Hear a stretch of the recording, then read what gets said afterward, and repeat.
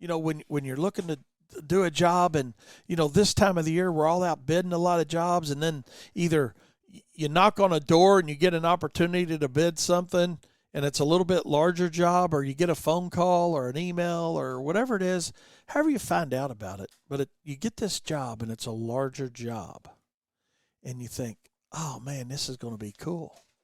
This is it. This is maybe the break I've been waiting for. And, yeah, you got to ask yourself, though, is it or isn't it? Because maybe it is the best thing in the world that's ever happened to you, but maybe it's not.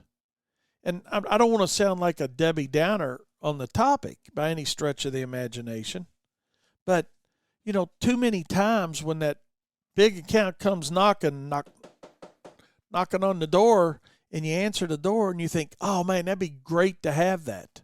Just think, man, look at the money that's going to bring in. Look at the cash flow that's going to have. But we got to look at more than that with it.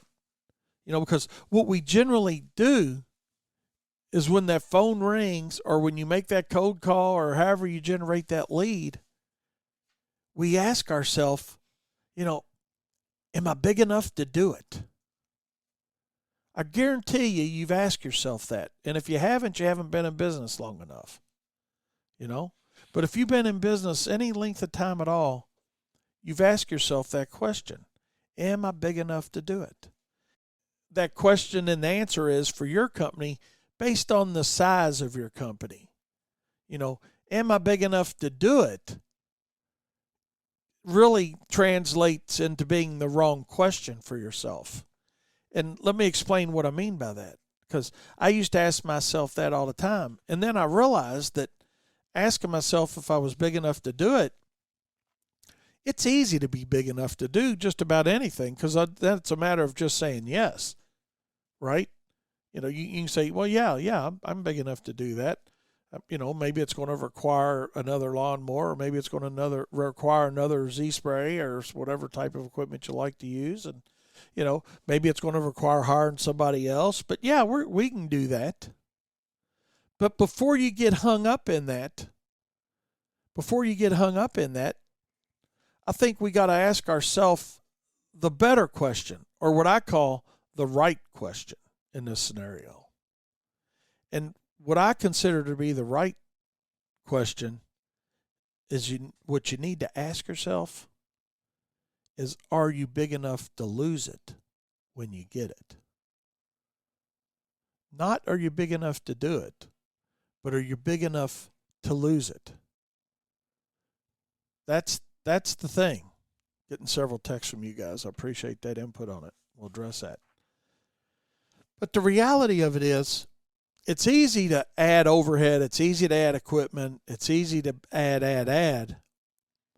But, especially this time of the year when you're sitting there and you're not physically out doing the spraying or doing the mowing or doing the landscaping, you're looking a lot of times at just the bid itself, and you're thinking, man, that'd be awesome to have that. The lure of that account is awesome. I get it. But the consequences of getting the account could be detrimental to your company and to you. And if it's detrimental to you and your company, that means if you've got any employees, it's detrimental to them and their families as well. And one thing I want you to remember about this little question as we just discussed it just for a few minutes this morning. Don't ask yourself again, and I know you hadn't forgotten, but I just want to reiterate it a little bit. It's not, are you big enough to do it? It's, are you big enough to lose it? Because what you're going to find out, the longer you're in business, and I'm probably going to hurt somebody's feelings with this, but that's okay. And I know, and we'll talk about this side of it too. But customers are temporary stops at your business. I know you don't want to believe it, and your ego and your pride sometimes gets in the way of that and saying, nope, I haven't lost a customer, Wayne. I'm sitting here, I got 60 of the world's best customers, and they're not going to fire me. The only way I'm going to lose a customer is if I decide I'm not doing this anymore. And that's okay. As long as you believe that, that is the only person in the world that needs to believe it. But the reality of it is, it's normally not a true statement. It's normally not a true statement. I used to think those same things. I did. I used to think those same things I've shared this story on Turfs Up Radio quite a bit here on my show Profit Time.